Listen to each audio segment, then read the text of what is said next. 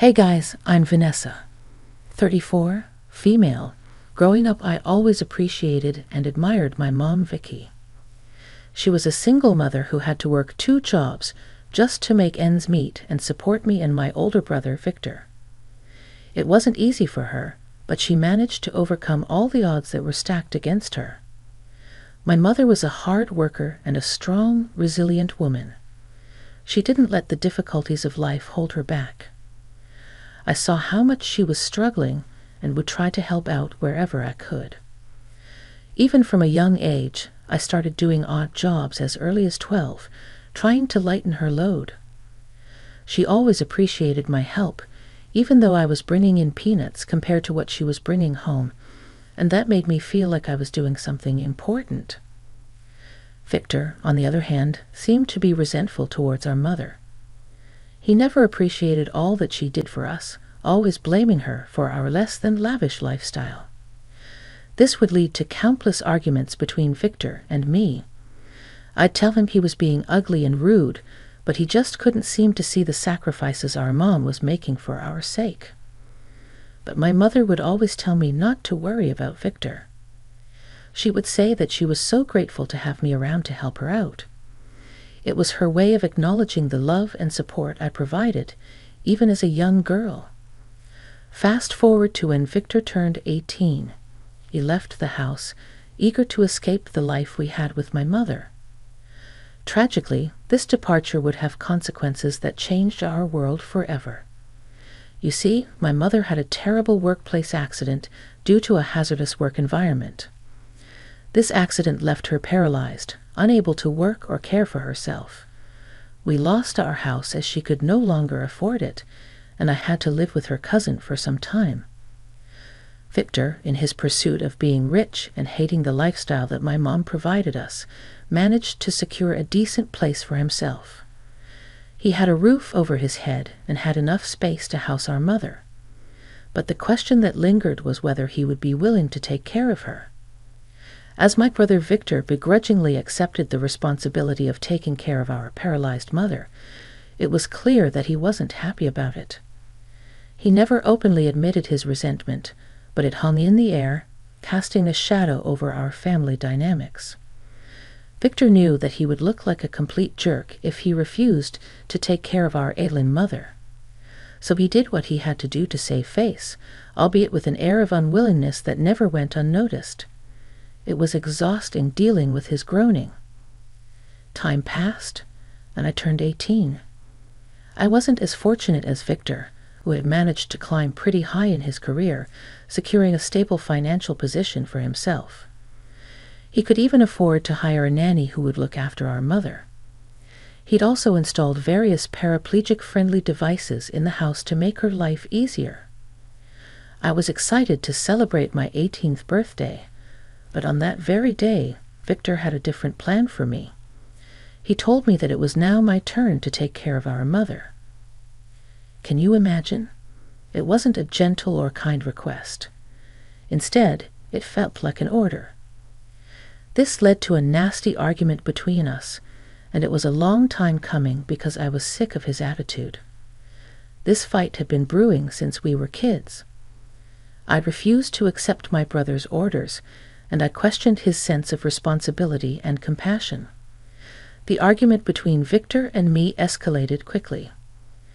I couldn't fathom how he could so easily dismiss his mother like she didn't do everything for him, given his financial stability and the fact that he had already modified his house for her special needs. My emotions got the best of me, and I called him evil and selfish. You know I'm not swimming in money like you, you know that.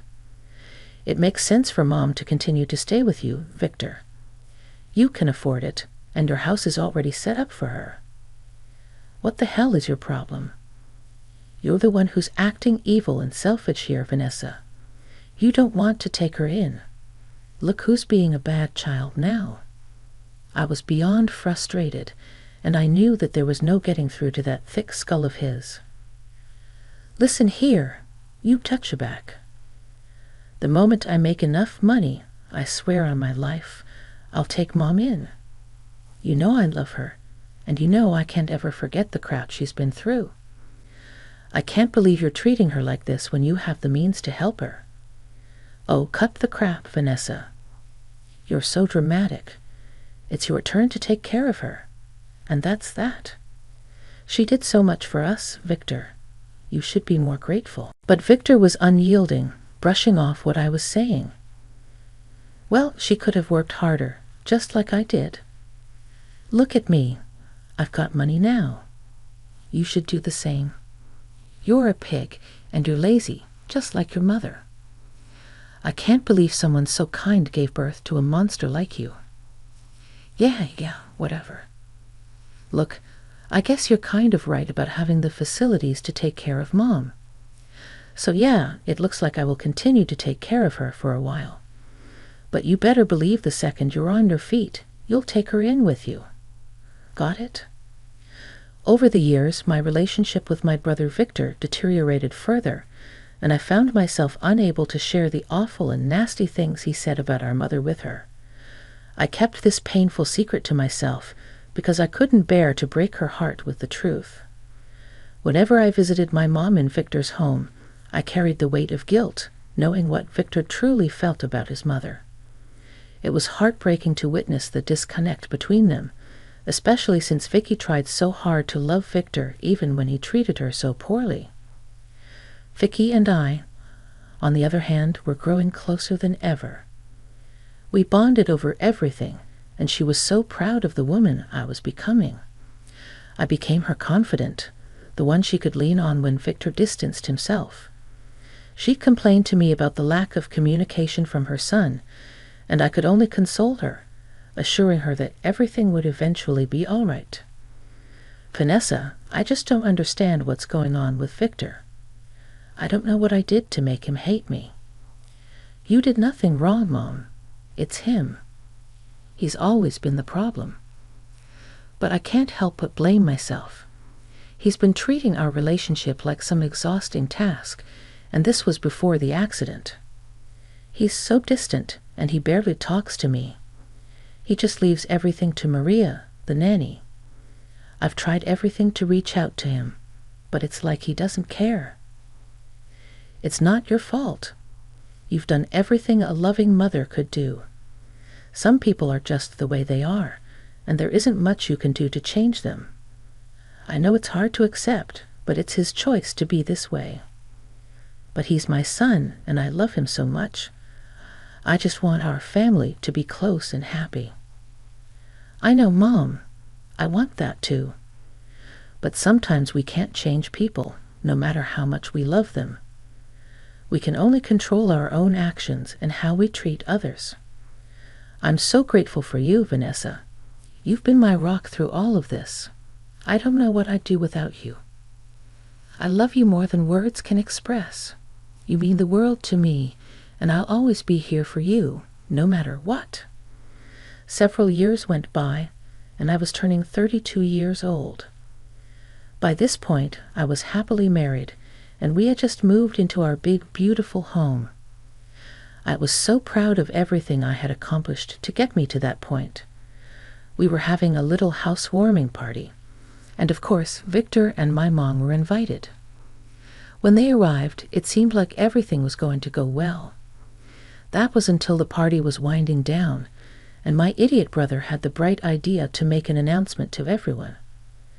Attention, attention everyone. Yes, thank you. Today is a very special day. My sister is making quite the name for herself, and I couldn't be more proud. She's such a smart, talented young lady, and I wish her and her husband nothing but the best with their future endeavors. May this house be filled with children, happiness, and memories.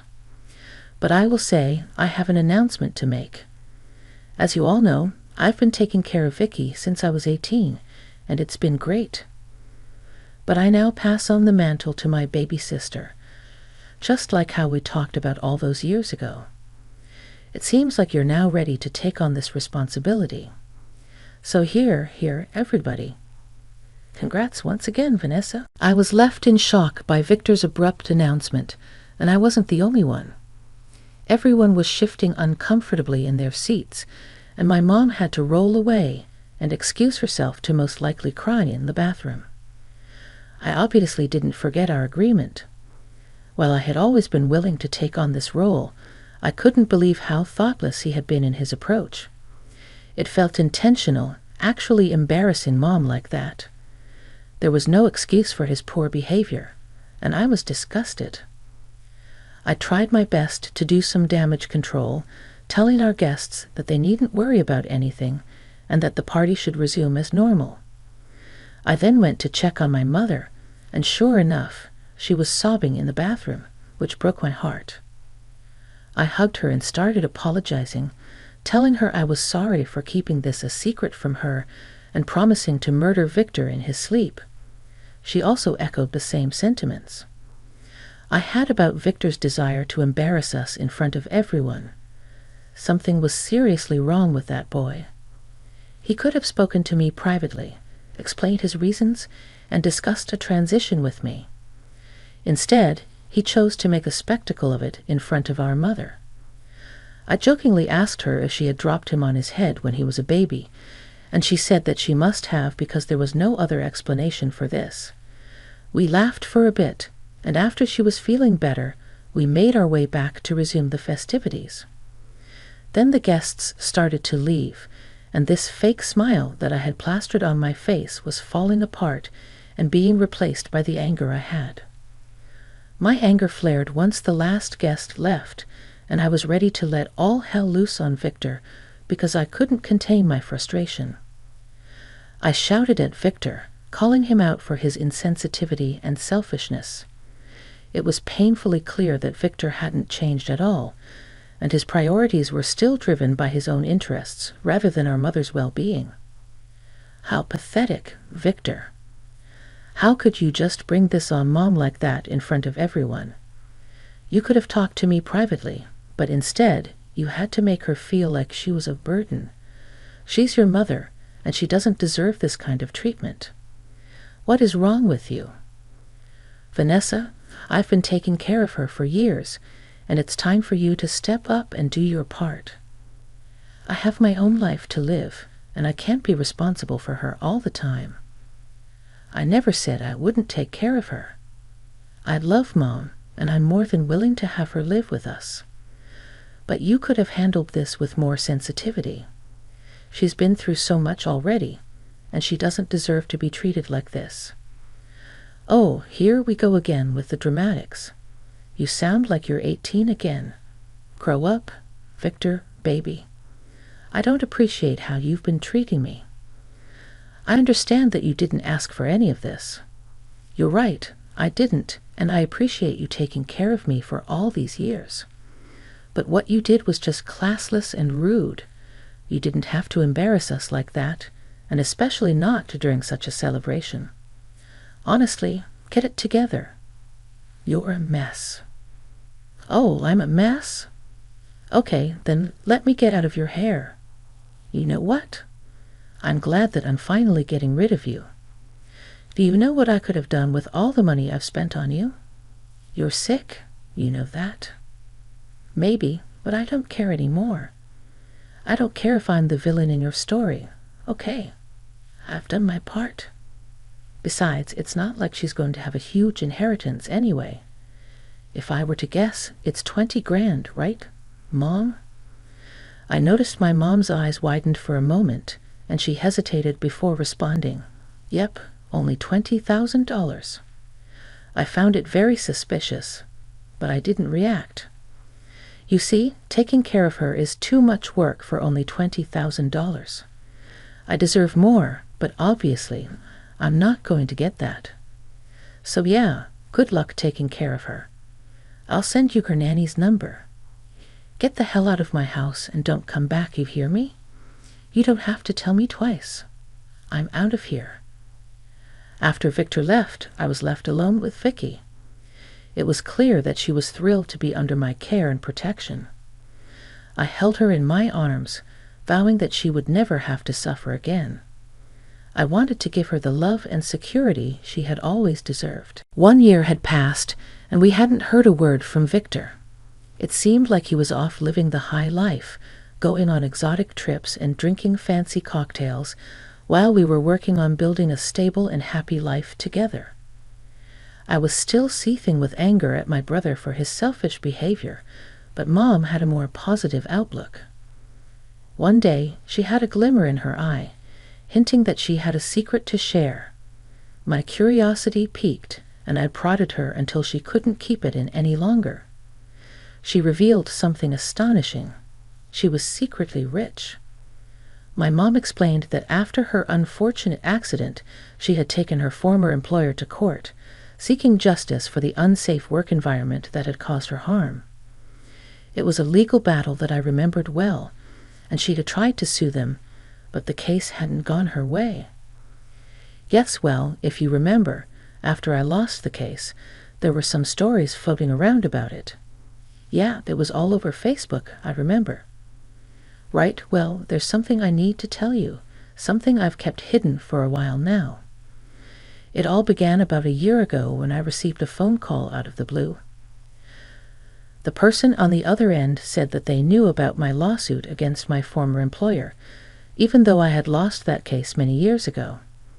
They told me how sad it was to see someone like me, a single mother struggling to make ends meet, losing to the big man. Really, Mom? Who was this person, and why were they contacting you after all these years? Well, Vanessa, he's a billionaire, and just like me, he's paralyzed due to an accident he had a couple of years ago. Ever since then, he said he's been on a mission, trying to help people like him, since he obviously has the means to do so. A billionaire, and he wants to help you. Is he Bruce Wayne? Apparently so. He said he had a deep sympathy for people like us, and he couldn't bear to see my story in the media.